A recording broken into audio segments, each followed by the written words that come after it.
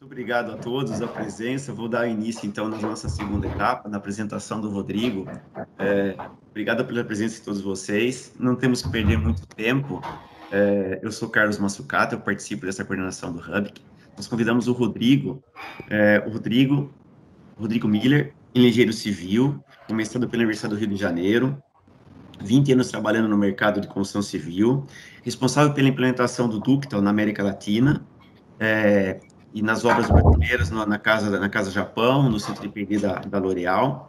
E é um prazer muito grande para nós brasileiros saber que nós temos um brazuca na China, exercendo o cargo de diretor técnico da Haoxin Cement. A Haoxin Cement é uma das 10 maiores empresas globais de produção de cimento, mas se não me engano, depois o Rodrigo me corrija, acho que é a mais antiga empresa chinesa de fabricação de produção de cimento, e vem compartilhar conosco aqui um pouquinho do seu conhecimento, da visão do mercado chinês. Obrigado, Rodrigo, pela presença. Vamos em frente. A palavra é sua, Rodrigo. Fique à vontade. Obrigado, Massucato. Obrigado pela introdução. Antes de começar a apresentação, gostaria de agradecer o convite do Rubik para fazer essa apresentação. Aqui, quase 2 anos aqui na China já. Eu venho do histórico de mercado de cimenteira, há 14 anos trabalhando no mercado de cimento. E como o Massucato falou antes, eu vim aqui para a China em setembro de 2019, uma grande adaptação cultural, uma grande adaptação à realidade chinesa, que quando a gente imagina a China, antes de eu vir para a China, eu imaginava a China como aqueles produtos que a gente chamava lá no sul, o professor Vanderlei vai saber muito bem, os produtos Xing Ling, eu acho que, não sei se no resto do Brasil a gente chamava isso também, e quando você chega aqui na China, você tem um grande choque, porque a China hoje é um dos países mais desenvolvidos do mundo.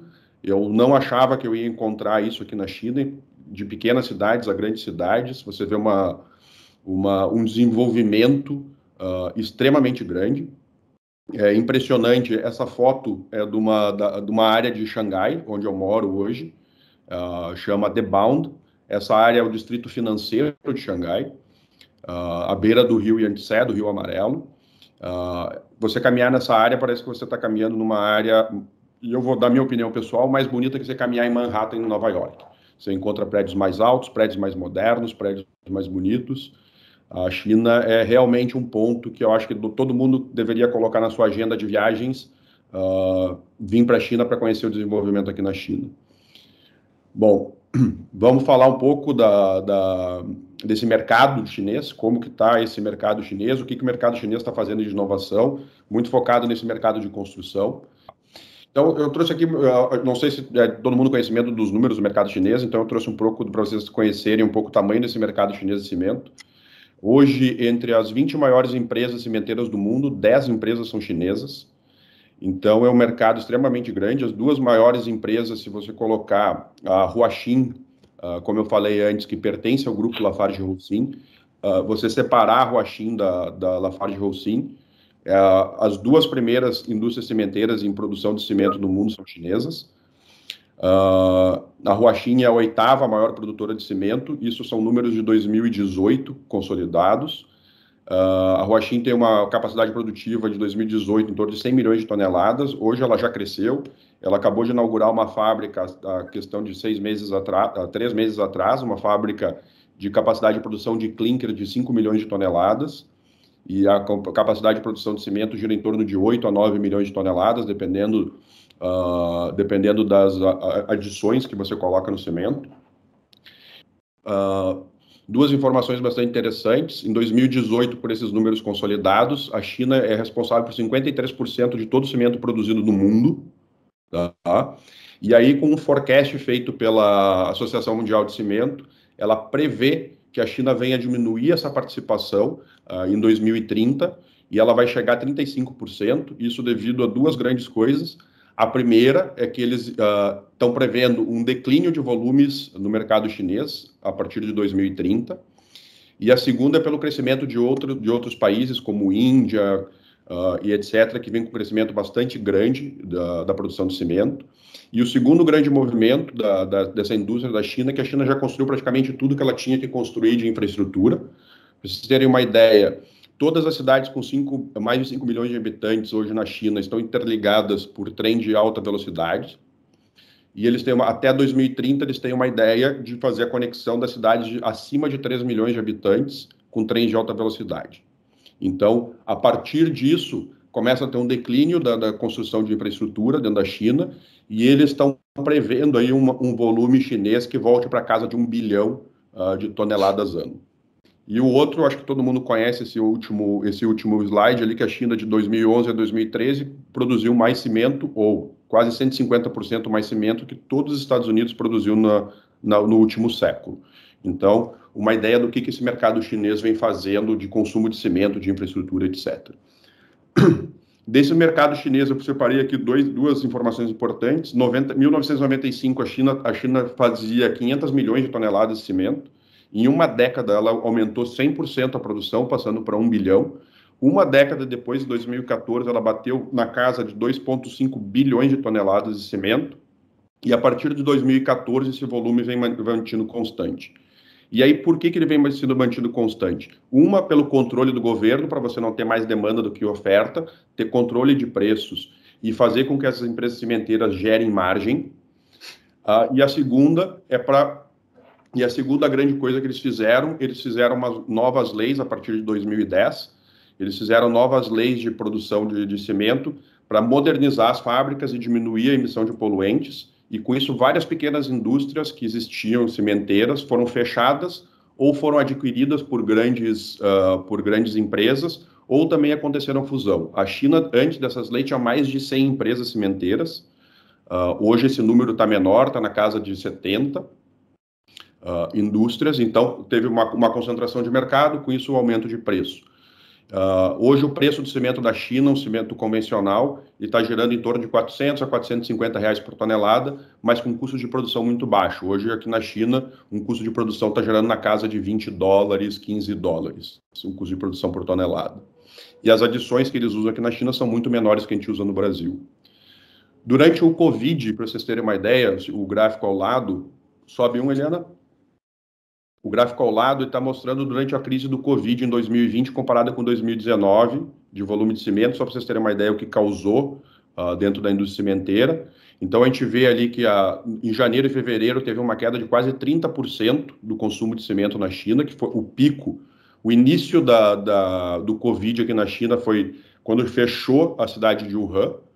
A cidade de Wuhan, eu morei na cidade de Wuhan de setembro a janeiro, de setembro de 2019 a janeiro de 2020, quando teve o epicentro, eu consegui sair da cidade de Wuhan, passei 2 meses fora, e aí volta em março, também uma queda de quase 18%, e aí quando começou a reabrir a China, a partir de março, os volumes começaram a se retomar, e ainda teve um acréscimo em relação a 2019, na casa de 50 milhões de toneladas, comparando o mercado 2020 e 2019.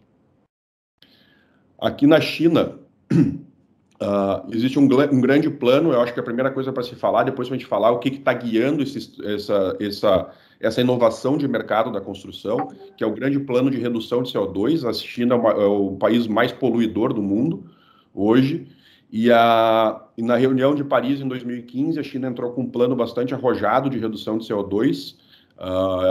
Ela entrou nessa reunião com uma redução de 60% a 65% da redução de CO2, baseado no ano de 2005, e aí vocês conseguem ver lá no gráfico de cima, que agora no ano de 2020 ela conseguiu atingir esses valores de redução de CO2, e esse ano, há um mês atrás, o presidente chinês, o Xi Jinping, ele deu uma declaração falando que em 2060 eles querem fazer a neutralização da emissão de CO2 baseado no ano de 2005. Então, essa é a grande meta chinesa agora para esses próximos anos, é ter uma neutralização de emissão de carbono. E o grande vilão da história aqui na China é a produção de energia, porque os dois grandes combustíveis que são usados para a produção de energia é o carvão e o óleo. Então, quase 80% da produção de energia chinesa é baseada em carvão e óleo hoje, enquanto as energias ditas limpas, que é a energia solar, a energia eólica, aqui eles entram também como energia limpa, a energia nuclear e a energia de hidrelétricas, ela gira hoje em torno de 15%, e eles têm uma meta para crescer isso para 2030, chegar a 20% da matriz energética nessas fontes de energia limpa. Vamos focar começar a focar na nossa indústria, falar o que o mercado chinês aqui está fazendo, quais são os grandes trends de mercado, falando da indústria da indústria cimenteira, indústria de construção. Então, essa busca da inovação daqui da indústria, eles veem em uma coisa muito forte, redução de CO2. E aí, por que eles veem na redução de emissão de CO2 aqui na indústria chinesa? A indústria chinesa, a partir de 2015, ela começa a colocar limites de emissão de CO2 para todos os tipos de indústria, e para a indústria cimenteira também não é diferente, para o mercado de construção civil, etc. Então, o que o governo chinês fez a partir de 2015? Ele começa a botar metas. E se você não cumpre essas metas de redução de CO2, essa meta é um limite para toda a indústria. E você começa a ser penalizado, e todos os benefícios fiscais, etc., que você ganharia, você acaba perdendo, e você acaba deixando de ser competitivo no mercado. Então, toda a indústria busca essa redução de CO2 e trabalhar abaixo. Algumas empresas conseguem por ter fábricas mais modernas, por ter mais adições, etc. Algumas empresas não conseguem e ficam acima. E aí, aqui na China, acabou que o mercado de crédito carbono acabou sendo um mercado bastante rentável para as indústrias aqui na China. E aí, o que acaba acontecendo? As empresas mais competitivas conseguem reduzir a emissão de CO2, enquanto outras não, e acaba vendendo esses créditos de carbono para outras empresas, fazendo com que essas empresas venham para o limite máximo executado. Pra vocês terem uma ideia, o ano passado a Huaxin, ela vendeu 100 milhões de dólares em crédito de carbono para outras indústrias para fazer a compensação de CO2. Então, é um mercado que está bastante ativo aqui na China, um mercado que está correndo diariamente essa venda de crédito de carbono, e aí essas inovações muito baseadas nisso. Então, dentro da indústria cimenteira, eu acho que é uma busca mundial, são o aumento de adições de cimento, o fator clinker aqui na China é muito alto ainda, muita pós-adição realizada no mercado, não uma adição feita na indústria cimenteira, mas feita uma pós-adição, e a indústria está começando a mudar normas para aumentar consumo de adições dentro do cimento. A ideia deles hoje é chegar na casa, que nem o Brasil, até eles, esse tempo atrás eu estava conversando com o responsável pela parte de R&D da nossa empresa, voltado para a indústria cimenteira, estão falando que chegar na casa de 70% para adições de escória no cimento, como a gente tem lá no Brasil, buscando o nosso exemplo para a indústria aqui. Investindo muito em combustíveis alternativos, todas as empresas estão investindo nisso. A Huaxin acabou de inaugurar uma fábrica também, que é a maior fábrica mundial de processamento de combustíveis alternativos. Ela é responsável hoje pela cidade de Wuhan. Ela é responsável por 40% dos resíduos gerados de lixos pelo beneficiamento disso para transformar em combustível alternativo.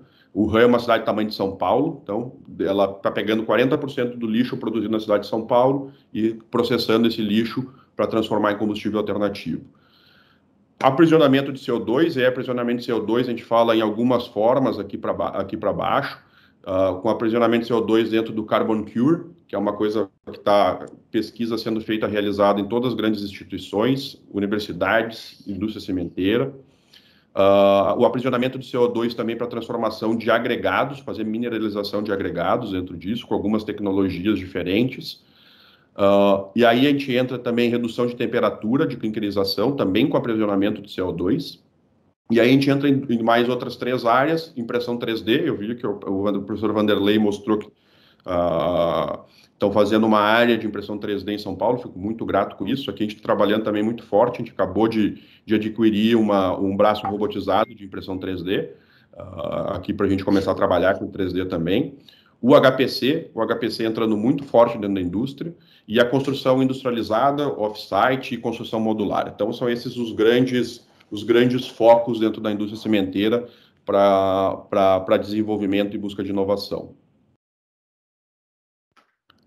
Então, falando dessa parte de aprisionamento de CO2, as 3 grandes tecnologias, eu acho que a grande maioria de vocês já deve ter ouvido falar nisso. Então, aqui, cura de concreto com CO2, já existe algumas empresas na Europa, nos Estados Unidos, trabalhando com isso, já fazendo produtos para entrega, com cura de concreto com CO2. Aqui na China também eu tinha te falado, mas o caso que eu não sabia, hoje eu fui me informar, já tem algumas empresas na China também já executando, principalmente blocos de concreto, pavers, já com essa tecnologia. Algumas indústrias de pré-moldado já também buscando também a cura de concreto com CO2, com tecnologias diferentes, são duas grandes tecnologias, uma tecnologia que o CO2 é diluído em água, uma segunda tecnologia de áreas fechadas com saturação de CO2 para fazer essa captura, e aí isso o que gera? Gera uma redução de CO2 aí de 240 quilos de CO2 por metro cúbico, redução de água de 80% a 100%, dependendo da tecnologia, com ganhos de crescimento de resistência, ganhos de durabilidade, resistências de 28 dias e 24 horas, então acaba gerando benefícios para a indústria também. Uma segunda tecnologia que eles estão entrando aqui, aí umas pesquisas um pouco diferentes também, com duas tecnologias de pesquisa, a parte de mineralização de agregados com CO2, com tecnologias para tentar baixar o custo, que isso acaba sendo muito caro ainda, porque algumas dessas tecnologias você precisa purificar o CO2, então eles estão buscando tecnologias aqui para não precisar usar CO2 purificado, para aumentar, para baixar custo e aumentar a qualidade de agregados. Então, ali vocês até veem uma foto ali de como que fica o agregado depois dessa mineralização para fazer. E isso a gente consegue em alguns tipos de agregados calcários ou agregados reciclados de construção civil, chegar a 440 ou até mais, 440 ou mais quilos de CO2 conseguir aprisionar dentro desses agregados. E uma terceira tecnologia, baixar também a redução de temperatura de clinkerização, porque durante a clinkerização você tem mais liberação de CO2, e conseguir baixar essas temperaturas e também fazer aprisionamento de CO2. Com essas três tecnologias combinadas, você consegue mais do que neutralizar a emissão de CO2, você consegue zerar a emissão de CO2 ou até ficar a emissão de CO2 negativa durante todo o processo de produção de cimento, quando você faz quando você captura o CO2 direto nas fábricas de cimento para fazer a injeção e para fazer essa mineralização, a injeção do CO2. Então você consegue jogar até abaixo de zero, zerar ou negativar a emissão de CO2 dentro da indústria cimento, dentro da indústria da construção, da indústria do cimento. Impressão 3D, meus amigos. Como é que está a impressão 3D aqui na China? A impressão 3D, quando a gente fala de impressão 3D, a gente começa lá no início da década de 2010, começa a ser falado de impressão 3D para o mercado de construção, a impressão 3D à base de concreto. Tivemos uma primeira obra, umas primeiras aplicações em torno de 2013. Aqui na China, a primeira utilização foi em 2014. E a partir de 2014, isso vem numa progressão geométrica de impressão 3D, utilizando base concreto. E teve um grande salto a partir de 2017. E agora, durante a crise do Covid, teve um segundo grande salto de utilização de impressoras 3D em concreto para construção. Quando a gente olha ali o primeiro gráfico à esquerda, a gente vê que ainda a nossa indústria da construção ainda é muito pequena, perto de outras indústrias de utilização de 3D. Quando eu mostro esse gráfico aqui, o 3D não é só impressão em concreto, são impressão em 3D em fibra de carbono, impressão 3D em plástico, etc. Então, é tudo que é feito através de impressão 3D, ou CNCs, impressoras CNCs. Então, está tudo nesse bolo. Então, quando a gente olha lá para as indústrias automotivas, chegando perto de 17%, ainda a indústria da construção da China ainda está na casa de 13,5% de utilização de impressoras 3D para a confecção de produtos. E aí, do lado, você consegue ver também a evolução que está tendo no mercado, e a gente olha primeiro para a patente. Como que está essas patentes, como que as pessoas estão fazendo a aplicação por patentes e como que essas patentes vêm sendo feitas ao longo dos anos.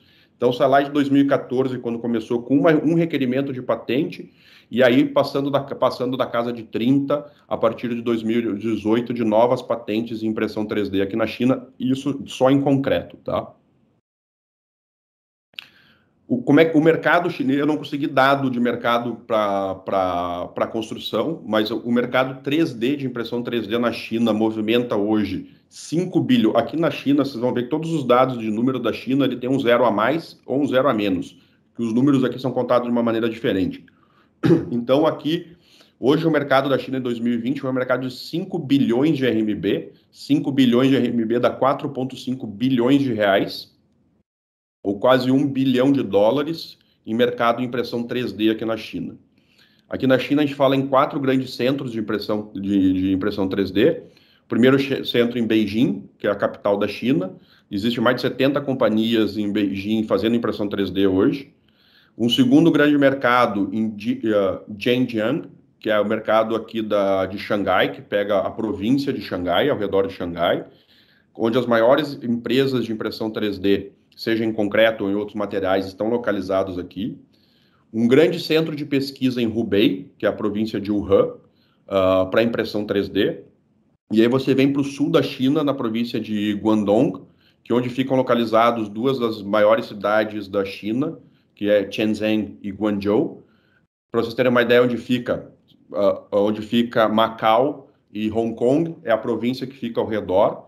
Então, lá existe mais de 400 empresas. Essas 400 empresas, muitas dessas empresas vão para eletrônica e para a indústria de TI, que é onde é localizado a grande indústria de TI chinesa, está em Shenzhen. Então, mais de 400 empresas. Esses 4 grandes centros localizados com grande desenvolvimento para impressora 3D. Algumas obras aqui de impressão em 3D, para vocês terem uma ideia do que está sendo feito. Essa é uma passarela que foi feita aqui na China em 2019. É uma passarela que tem 24 metros de vão livre por 13,5 de largura. Ela foi feita entre impressão e montagem em 450 horas. A agilidade que dá a impressão 3D. São praticamente 170 peças em impressão 3D, essas peças conectadas por pós-tensão e por grauteamento para fazer a estruturação, porque hoje a impressão 3D ainda não existe normas nem nacionais na China, nem internacionais para cálculo estrutural com impressão 3D. As pesquisas ainda estão iniciando, sendo feito vários testes. Eu tenho várias notícias da França de impressão 3D, onde eles estão começando a fazer ensaios com a Le Pont Chassé e a outra universidade grande, me corrija, eu esqueci agora, a Polytechnique da França, fazendo estudos para começar a desenvolver normas e guias com impressão 3D para a parte estrutural. Aqui é o que eu estava falando para vocês antes, que teve um grande impulso. Qual foi esse grande impulso? Durante a crise do Covid, o ano passado, todas as indústrias de impressão 3D em concreto começaram a fazer esses quartos de isolamento. Só uma empresa aqui na China fabricou mais de 100 quartos de isolamento para Wuhan durante o pico da crise. Então, aqui tem 3 exemplos de quartos de isolamento que foram feitos para isolar pacientes com Covid. Isso foi feito em toda a China, todas as indústrias. Eu tenho uma grande empresa aqui na China, que vocês já devem ter ouvido falar, que é a Winsun. Eu acho que é a maior empresa de 3D mundial de concreto. Só essa empresa fez mais de 100 desses quartos só para Wuhan. Todos eles feitos na fábrica de pré-moldados e transportados para cidades para ser colocados, como vocês veem aqui, com diferentes formas, cores e etc. Aqui alguns exemplos do que estão sendo feito aqui na China. O Massucato, antes a gente fez o Massucato, Eliane e a Diana perguntaram, pô, não estou vendo as ondas da impressão 3D. Então, eu coloquei algumas fotos aqui de outras estruturas que estão sendo feitas aqui na China, inclusive sendo fabricado na China e transportado. Estruturas de contenção, estruturas para contenção de enchentes, contenção de talude, com decoração, plantas, etc. E eu coloquei aqui uma foto que está à direita abaixo, que é dessa Winsun, que eles fabricaram na China e transportaram para Dubai, por uma exposição que teve em Dubai, essas cápsulas pré-fabricadas e já decoradas aqui na China, transportadas para Dubai para a exposição. Aqui também não estão sendo feitos apenas estruturas pequenas, já começaram a ser fabricadas estruturas maiores. Esses são dois prédios de 2 andares que foram executados aqui na China, com a tecnologia de impressão in loco, que dentro da tecnologia de 3D hoje você trabalha com 2 grandes tecnologias, uma tecnologia de braços robotizados, que são produzidos mais em fábricas de pré-moldados, e uma segunda tecnologia que são gaiolas, né, que eles chamam de cages, como aquela impressão em plástico que a gente vê, que a gente compra as impressoras 3D em plástico, parecido com aquilo lá, que são feitas para fazer em loco. Então, esses prédios residenciais aqui foram executados em loco com a tecnologia de cage, da gaiola. Esse é um outro exemplo interessante, que ele combina 2 tecnologias, né? Impressão 3D e a construção modular. Aqui na China está bastante em voga a construção modular também, sendo bastante utilizada principalmente para pequenas edificações. Pequenas edificações na China são grandes edificações do Brasil, prédios de 40, 50 andares. Já vem toda a construção modular, com toda a parte de decoração interna, com tudo interno pronto.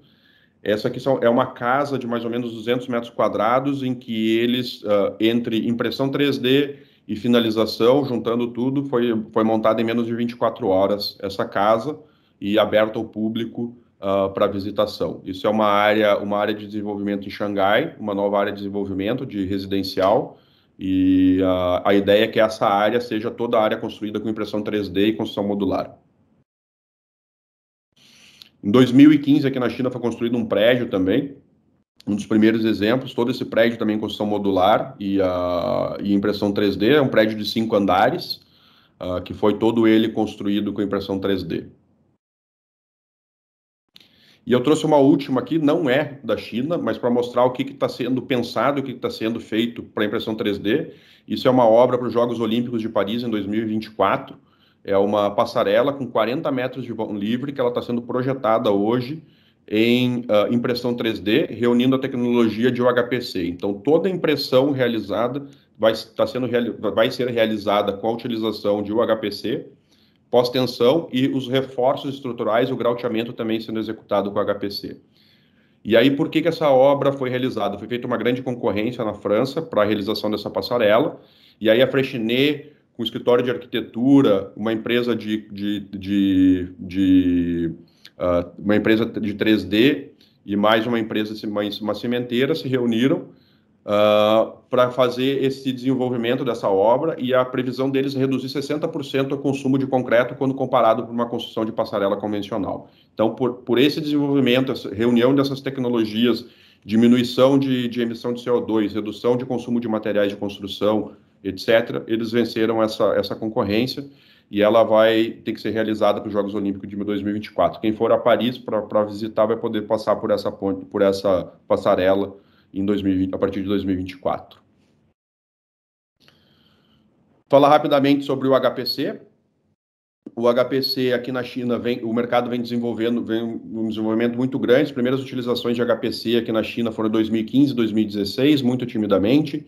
O ano passado foi realizado 40 mil metros cúbicos de HPC, 70 mil toneladas de premix, e aí, quando vocês vão fazer a conta, converter lá, a densidade do HPC é 2,35, 2,5, não bate. Por quê? Porque algumas empresas vendem premix separadamente das fibras e separadamente da areia, então você pode comprar areia e fibra separados, e com isso diminui um pouco da tonelagem, mas foi executado 40 mil metros cúbicos. Esses dados aqui são dados da CCPA, que é a Associação Chinesa de Cimento, e esses dados somente englobam as empresas de UHPC que estão ligadas à CCPA. Então, pode ser que tenha um volume maior aqui que não está sendo computado. O forecast para esse ano é bater em 60 mil metros cúbicos, e para o próximo ano chegar a mais de 100 mil metros cúbicos de UHPC utilizado. Isso significa, já no ano de 2020, praticamente 50% do volume de HPC utilizado globalmente sendo utilizado na China. Uma outra coisa interessante, hoje na China existe mais de 40 empresas que fabricam HPC. Essas empresas normalmente nascidas dentro de universidade, através de teses de mestrado, doutorado, e depois virando empresas. Essas empresas, elas acabam sendo verticalizadas, não só o fornecimento de HPC, mas também fornecimento de serviço de pré-fabricados. Aqui na China, algumas normas de UHPC já foram divulgadas, alguns guias de utilização de UHPC já foram divulgadas, mas não uma norma nacional aqui na China. A norma nacional ainda está em fase final de aprovação. Eu tenho a norma, mas ela está toda em chinês. Se vocês quiserem, eu até posso mandar para vocês. Se alguém entender chinês, levanta a mão, eu mando. E eles estão englobando 3 grandes categorias. A norma aqui é muito baseada na norma francesa, que foi a primeira norma mundial de UHPC. Então, não entrei muito em detalhe. A grande diferença aqui é que eles estão falando de 3 categorias de UHPC em resistência à compressão. Uma primeira categoria de 100 a 130 megapascais, uma segunda de 130 a 150 e uma terceira categoria acima de 150. Dentro dessa norma, você tem baseia as categorias em resistência à compressão, e depois ele vem abrindo todos os outros resultados de desempenho mecânico, de durabilidade e etc. dentro de cada uma dessas categorias. Então, você tem que se encaixar dentro dessas categorias os teus produtos para poder vender para o mercado. Alguma coisa que a gente está fazendo aqui, essas são obras feitas que nós fizemos aqui na China, são obras feitas pela gente aqui na China. Eu trouxe aqui 2 obras arquitetônicas, de fachadas. Uma primeira obra em Hangzhou, em 2019, são 2.000 metros quadrados, painéis de 3 por 9 metros, com espessura de 2 centímetros. Essa obra foi executada em 45 dias, entre a produção dos painéis e a instalação. Então, em menos de 2 meses foram instalados 2.000 metros quadrados de fachada, muito rápido. E uma segunda obra em Shenzhen, no sul da China, que os painéis são um pouco diferentes, painéis de 1,2 por 3 metros, espessura de 2 a 3 centímetros, espessura de 3 centímetros para painéis perfurados e de 2 centímetros para painéis não perfurados. 4.000 metros quadrados de obra. Essa é uma obra que a gente está fazendo hoje, aqui na China. Ela fica aqui perto de Xangai, fica a 150 quilômetros de Xangai, vai ser para as Olimpíadas Asiáticas, assim como tem as Olimpíadas da América, existem as Olimpíadas Asiáticas. É um estádio para escalada, são 11.000 metros quadrados de fachada. Nós estamos fazendo agora a parte do teto, que são esses painéis triangulares de 3,7 metros, um triângulo equilátero com 50% de volume de vazios e o topo dele com 3 centímetros, alguns painéis vazados e outros painéis com inserção de vidro. Então, nós estamos nessa fase agora e depois a gente entra para a construção de fachadas, também 50% de volume de vazios e painéis de 2 por 5 metros com 7 centímetros de espessura. A gente não começou ainda a fabricar esses painéis de fachada, mas são mais bonitos que esses painéis triangulares que vocês estão vendo aqui. Depois a gente entra numa segunda categoria de obra, pode passar para o próximo, que a gente começa a falar mais em obras de infraestrutura. A China está acelerando muito a construção de pontes com a metodologia de UHPC, principalmente para overlays.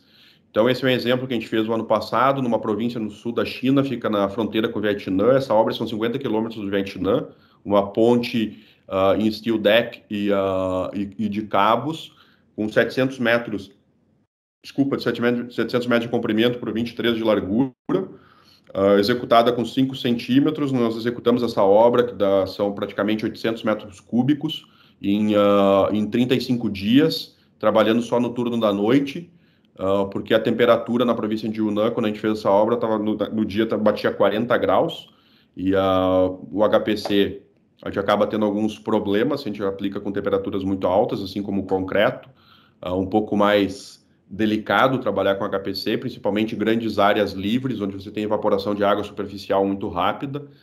Então, a gente começou a trabalhar... Aqui são fotos, vocês podem ver os primeiros dias de aplicação, a gente acabou aplicando durante o dia, com essas temperaturas de 40 graus, surgimento de algumas trincas, etc.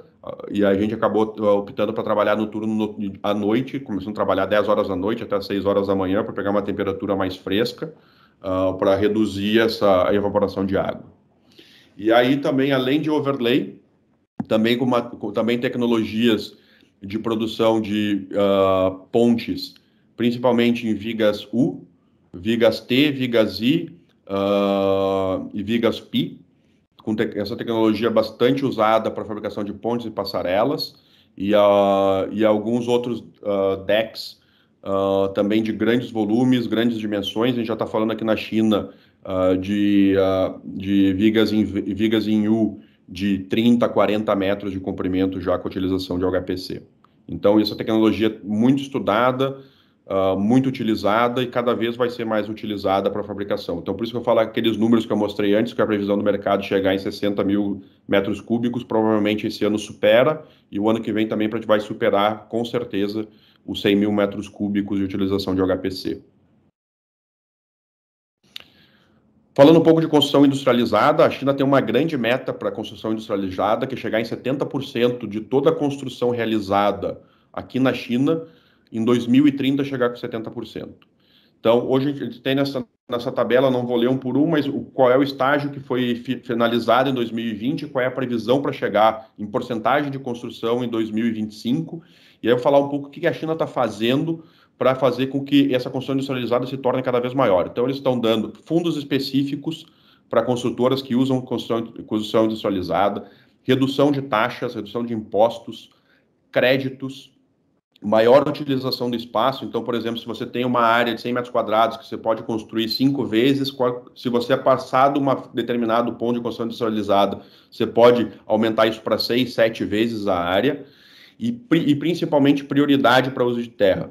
Na China é uma lei um pouco diferente, a terra, a área da terra, ela pertence ao governo chinês, você tem direito de utilização e o governo chinês pode tomar essa terra, pagando indenização, claro, mas ele pode pegar essa área de terra a qualquer momento que ele quiser. Então, quando a construtora consegue passar de uma determinada produção industrializada, ela tem uma prioridade maior pela utilização de terra. Uma segunda coisa que não tá escrito nesse slide, mas é extremamente importante, apesar de a gente achar que a mão de obra na China é extremamente barata, a mão de obra da China vem crescendo assustadoramente o custo. Hoje você não encontra pessoas para trabalhar em chão de fábrica ou para trabalhar na construção civil ganhando menos de 5.000 RMB, que dá na casa aí de R$ 4.500 por mês de salário, porque os jovens estão estudando mais, indo para universidades, tendo um acesso maior a cargos com mais elevado salário. Então, isso vem dificultando muito. Então, eles têm que começar a industrializar mais. A gente vai ver isso no próximo slide. Aqui a gente consegue ver um estudo que eles fizeram aqui, conforme a gente vai aumentando a construção industrializada, o que a gente vem conseguindo diminuir dentro da construção civil. Então, por exemplo, se a gente for lá para 70%, consegue reduzir o custo de mão de obra em 80%, consegue reduzir em 45% o tempo de construção, 30% a parte de desperdício da construção civil, 15% a 30% redução de poluentes e de água, e de consumo de água, 35% de redução de energia. Então, por isso que eles estão investindo muito nisso, para reduzir custo de construção, reduzir desperdício e reduzir poluentes. Esse é o último slide que eu vou apresentar para vocês. Aqui é a previsão, o que o mercado chinês vai fazer até 2025, como é que ele vai chegar, e é bem interessante. Aqui vocês têm alguns dados da construção civil. A primeira linha, a gente consegue ver quantos bilhões de metros quadrados são construídos por ano na China. Então, 2020, o ano passado, foi construído 3,28 bilhões, o número é esse, bilhões de metros quadrados, com uma previsão em 2025 de 3,6 bilhões de metros quadrados. A taxa de... E aqui eles separam em duas coisas separadas. A primeira é a taxa de pré-fabricação de estruturas. Então, está na casa de, em 2020, 15%, para chegar a 30% em 2025. Depois a gente entra qual é essa taxa. Depois eu vou pular uma linha, vou vir lá para que é uma segunda análise que eles fazem, que é a parte que entra a pré-fabricação estrutural mais a parte de decoração. Então, eles unem isso como sendo toda ela pré-fabricada, construção off-site, construção modular, que em 2020 ela fechou praticamente em 22,5%, e ela tem que pular, a previsão é pular para 2025 em 40% dessa construção. Então, toda a construção sendo realizada em pré-fabricada. E qual é o tamanho desse mercado? Em 2020 esse mercado foi de 155 bilhões de yuan. O yuan hoje está na casa de 0,78, então a gente fazendo uma conversão rápida aqui, está na casa aí de 100 a 115 bilhões de reais, esse mercado de pré-fabricação. Em 2025 a previsão é chegar em 631 bilhões de yuans, praticamente 500 bilhões de reais. 500 bilhões de reais a gente está falando hoje em porcentagem do PIB brasileiro. O PIB hoje do Brasil está em torno de 4, 5 trilhões, então a gente está falando aí de 15% do PIB brasileiro. A gente está falando só aqui da construção industrializada. E aí, por último, para a gente fechar, eu vou pedir para a Eliane botar o vídeo. É um vídeo que foi divulgado na BBC, eu acho que talvez alguns de vocês já tenham visto esse vídeo, que mostra um pouco do que é essa construção industrializada, do que eles querem falar disso. É um prédio feito aqui na China, se eu não me engano, um prédio em torno de 100 metros de altura, que a gente está falando aí de 30, 40 andares, realizada com construção industrializada, e o prédio foi erguido em 19 dias. Eliana, se você puder colocar o vídeo, eu agradeço. Rodrigo, obrigado pela apresentação, excelente. Enquanto o vídeo está passando, nós temos aí uns pouquinhos minutos ainda, se você pudesse nos ajudar aí com algum ping-pong bem rapidinho, algumas questões que o pessoal enviou para nós aqui, na verdade, ok? Como é que você vê o papel das universidades como aliados do governo na produção e conhecimento de soluções ambientalmente favoráveis. Como é que é a conexão entre as universidades e o governo para essas estruturas mais ecoeficientes? Bom, aqui na China é bastante interessante essa relação governo-universidade. As universidades aqui é o embrião para tudo que sai de inovação dentro do mercado chinês. Então, antes de ser utilizado dentro do mercado, toda a tecnologia tem que ser testada dentro das universidades, principalmente com tecnologias voltadas para o mercado de construção. Então, existe um elo muito forte entre governo e universidade. As universidades aqui são todas governamentais, são pouquíssimas as universidades particulares aqui na China, e são grandes polos de desenvolvimento de inovação e de novas tecnologias. Você pega alguns polos, como a universidade aqui, a Tongji, aqui em Xangai, que é um dos maiores institutos. Só o Instituto de Inovação da Tongji tem mais de 4.500 pessoas trabalhando no Instituto de Engenharia e Arquitetura da Universidade de Tongji. Então, 4.500 engenheiros e arquitetos trabalhando todo dia para essa inovação. Então, isso é muito ligado ao Massucato. E toda inovação, toda aprovação de utilização de novos produtos sai de dentro de universidades, inclusive para a parte ambiental. Rodrigo, agradeço demais a oportunidade, essa troca de conhecimento conosco, foi extremamente, muito interessante, tecnicamente perfeitos comentários, agradeço demais, pessoal.